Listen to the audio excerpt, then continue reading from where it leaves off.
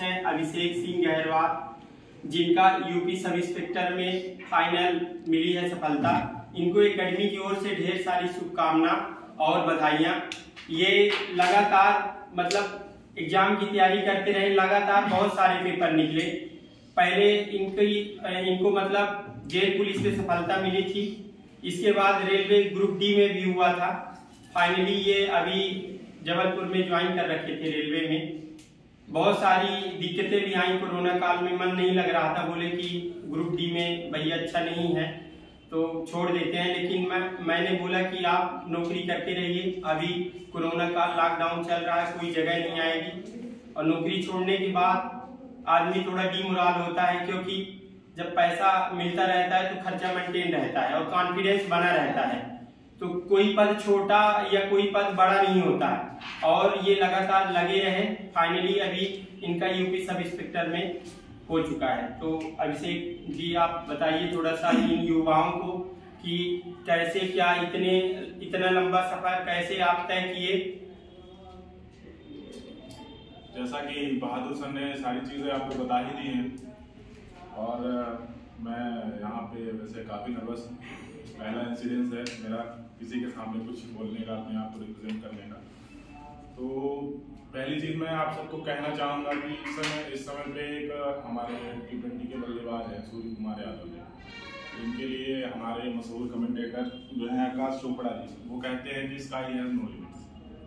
तो मैं भी आप सब लोगों से वही सारी चीज़ें कहना चाहूँगा कि सपनों की जो है तो कोई सीमा नहीं होती है। आप जितने चाहें अपने सपने देख सकते हैं, और सपनों का सच होना आपकी मेहनत, आपकी लगन के ऊपर निर्भर करता है। बाकी बहादुर सर जैसे गुरुजी आपको मिले हैं तो आप लोग वैसे भी काफ़ी भाग्यवान हैं, है ना। समय समय पे उचित मार्गदर्शन देते ही रहते हैं। और जर्नी मेरी कह सकते हैं कि थोड़ी सी लंबी थी, क्योंकि मैंने तैयारी भी थोड़ा लेट शुरू किया।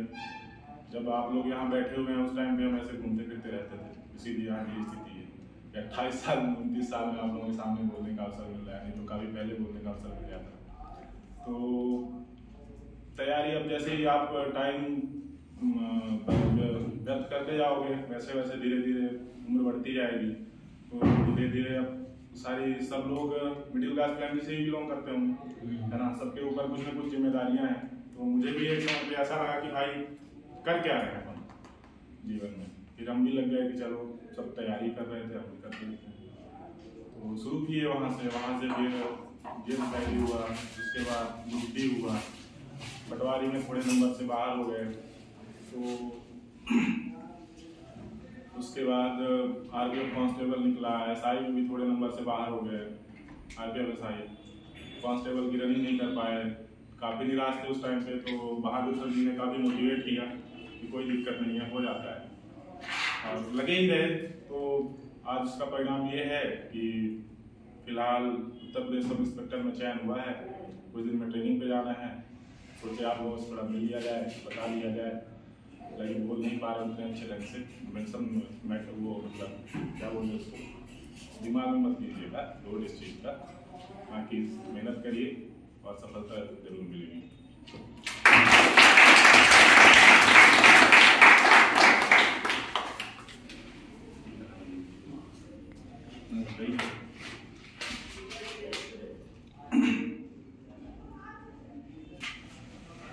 और हमारे बीच हैं धर्मेंद्र मिश्रा जी, जिनके लगातार पेपर निकलते, कभी पेपर तो रुकने का नाम ही नहीं ले रहा, लगातार मतलब बहुत सारी परीक्षाएं निकाले।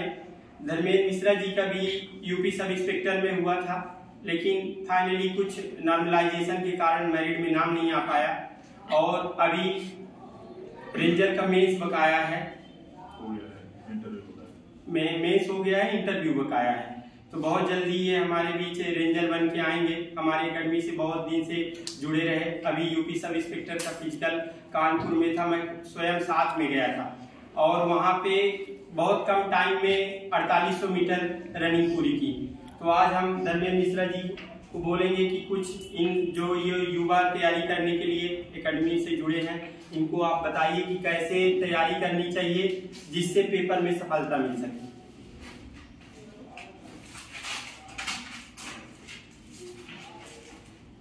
जैसा आप लोगों को मेरा नाम पता ही होगा, लगभग कुछ लोग मुझे जानते भी होंगे, ज़्यादातर लोग जानते ही हैं और हमारे साथ के ही हैं। हम लोग बहादुर फिजिकल एकेडमी से लगभग 3-4 साल हुए जुड़े हुए। आप लोगों को शायद मेरी जर्नी पूरी पता ना होगी। हमने शुरुआत अपनी तैयारी की कांस्टेबल से। कांस्टेबल हमने 2013 का दिया, फेल हो गए। शुरुआत में कुछ बनता नहीं था आदमी से और शुरुआत में मतलब पेपर भी नहीं था, उसके बाद भी फेल हुए। जब फेल हुए तब रियलाइज हुआ कि हमें अब तैयारी करना चाहिए, नहीं तो पेपर नहीं निकलने। उसके बाद हमने तैयारी शुरू की। फिर उसके अगले साल से व्यापम ऑनलाइन एग्जाम लेने लगा था। तब हमने पहली बार ऑनलाइन एग्जाम दिया व्यापम का। तो उसके बाद मेरा कांस्टेबल में हो गया, रिटर्न में हमने रनिंग नहीं कर पाया। उसके बाद लगातार जैसे एक बार नहीं हुआ, हमने अपने आप को कमजोर नहीं समझा, उसके जस्ट एक स्टेप और ऊपर हमने एसआई की तैयारी करना शुरू की। 2015 और 2016 में सब इंस्पेक्टर में हमारे रीवा में शायद सबसे ज्यादा हाई मार्क्स थे। 2015 में हमारे 162 नंबर आए थे और 2016 में 178 नंबर आए थे 200 में। दोनों बार हमने फिजिकल आउट हुआ और उसमें भी मुश्किल से माइक्रो सेकंड में। आपको अंदाजा ना हो, 2:40 की रनिंग होती है सब इंस्पेक्टर में और हमारी रनिंग थी 2:40.48, मतलब माइक्रो सेकंड से हम फेल हुए और एक बार 1 सेकंड से। आप सोचिए, एक बड़ी एग्जाम एमपी में एक बड़ा एग्जाम निकालने के बाद आप माइक्रो सेकंड से बाहर हो जाते हैं, अभी जब हो जाएंगे तो आप ऊपर क्या गुजरेगा। ठीक है, उसके बाद हमने सोचा कि रनिंग नहीं निकली, कुछ दिनों तक डिमोटिवेट रहे। फिर उसके बाद हमने शुरू की, नई तैयारी शुरू की और हमने पीएससी की तैयारी शुरू कर दी। जस्ट 1 साल बाद हमारा पीएससी में सिलेक्शन हुआ, जिसमें हमने प्री दिया, मेंस दिया, फाइनली नहीं हो पाया। ठीक है, कहने का मतलब हमारा ये है कि आप जैसे आप एक लिमिट में हो जाते हैं कि हमें कांस्टेबल करना है, आर्मी में जाना है, ठीक है, उसमें कोई बुराई नहीं, जो मिलता है उसको करते जाना है। पर जैसे मान लीजिए आप सफल नहीं होते हैं तो आपको स्टेप बढ़ाते चलना है। उसमें नहीं हुआ किसी दूसरे में होगा, उसमें नहीं हुआ किसी दूसरे में होगा। दिनों दिन आपकी तैयारी बढ़ती जाएगी, आपको पता नहीं चलेगा, आपका लेवल बहुत हाई हो जाएगा। ठीक है, उसके बाद कोरोना लग गया। हम लोग देख ही रहे हैं 2-3 साल से कोई वैकेंसियां थी नहीं, 4 साल से लगभग। जैसे ही कोरोना के बाद से पीएससी का एग्जाम शुरू हुआ, हमने फिर से पीएससी दी 2020 की। उसके बाद पीएससी में प्री हुआ, मेंस हुआ, अभी रिजल्ट आया, मेंस भी हो गया है, इंटरव्यू में जाना है। उसके बीच में हम कई वनडे भी एग्जाम देते हैं, मतलब हम सारे एग्जाम देते हैं। रेलवे हमारा फाइनल नहीं हुआ। सब इंस्पेक्टर में हमने 1 साल मेहनत की, पेपर दिया, तैयारी की, फाइनली कट ऑफ से रह गया, वो भी कितने से 1 क्वेश्चन से। आप अंदाजा लगा सकते हैं, मतलब इसको दुर्भाग्य कह सकते हैं। ठीक है, 124 नंबर कट ऑफ गया था, 123 नंबर हमारे थे। ठीक है, इनका लगभग 130 के करीब था। तो इस वजह से अब यदि आप वहां पर रुक जाते हैं, डिमोटिवेट हो जाएंगे, पूरी तैयारी आपकी खत्म हो जाती है। हमने वहां से तुरंत बैकअप किया और अपने मेंस में लग गए। मेंस निकल गए 1 महीने में, उसका इंटरव्यू है। ठीक है, साथ साथ में और जो परीक्षाएं आती जाती हैं, यदि हम सब इंस्पेक्टर नहीं हो सके तो हो सकता है डीएसपी में हो जाए। मैंने बताया मैंने कांस्टेबल से तैयारी शुरू की, आज डीएसपी की दौड़ में है। ठीक, होना ना होना अलग बात है। ठीक, 2 बार 3 बार हमने सब इंस्पेक्टर के एग्जाम निकाले, फाइनली नहीं हो पाया। लगता है शायद हो सकता है इंस्पेक्टर हमें बनना थोड़ा संयोग में नहीं।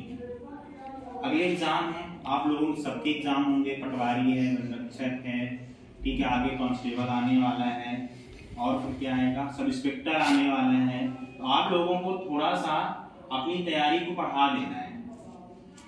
ठीक है, जो सिलेबस देखना है, पहले तो फोकस करना है, सिलेबस देखना है, जो जो सब्जेक्ट है उनको एकदम पूरी तरह से कंप्लीट करना है, मतलब मास्टर जैसे होना है।